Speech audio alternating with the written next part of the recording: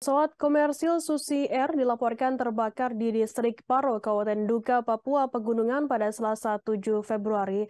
Pesawat yang terbakar tersebut tercatat dengan kode penerbangan PK-BVY terbang dengan rute Timika Paro.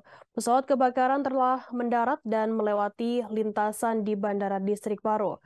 Namun muncul kabar pesawat dibakar oleh oknum tertentu saat lepas landas. Hal itu dikonfirmasi oleh Direskrimum Polda Papua Kombes Pol Faisal Ramadhani. Faisal mengatakan pihaknya belum bisa memastikan apakah pesawat mengalami kecelakaan atau dibakar oleh oknum tertentu.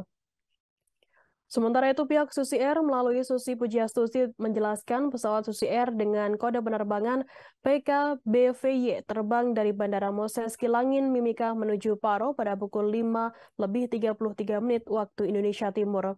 Pilot dan para penumpang belum dapat dihubungi sehingga keadaan belum dapat dipastikan. Representatif Susi Air Donald Faris mengatakan pihaknya saat ini sedang dalam proses pencarian pilot dan penumpang pesawat, sebab hingga saat ini belum bisa dipastikan di mana keberadaan mereka. Pilot pesawat diketahui merupakan warga negara asing asal Selandia Baru bernama Philip Martin, 37 tahun. Selain pilot, terdapat 5 penumpang dalam penerbangan tersebut. Mereka adalah Demanus Gwijangge, Minda Gwijangge, kemudian Pelenus Dwijangge, Meta Dwijangge, dan Wetina, seorang bayi. Yang menjelaskan awalnya pesawat itu hilang kontak pada pukul 6:17 waktu Indonesia Timur. Pesawat seharusnya sudah kembali ke Bandara Moses Kilangin, Mimika, Papua Tengah pada pukul 7:45 waktu Indonesia Tengah. Setelah lepas landas dari lokasi tersebut menuju Nduga pada pukul 5:33 waktu Indonesia Timur, maksud kami.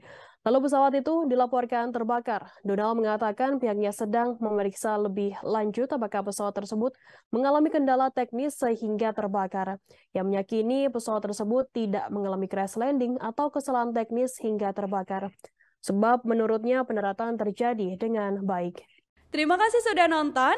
Jangan lupa like, subscribe, dan share ya.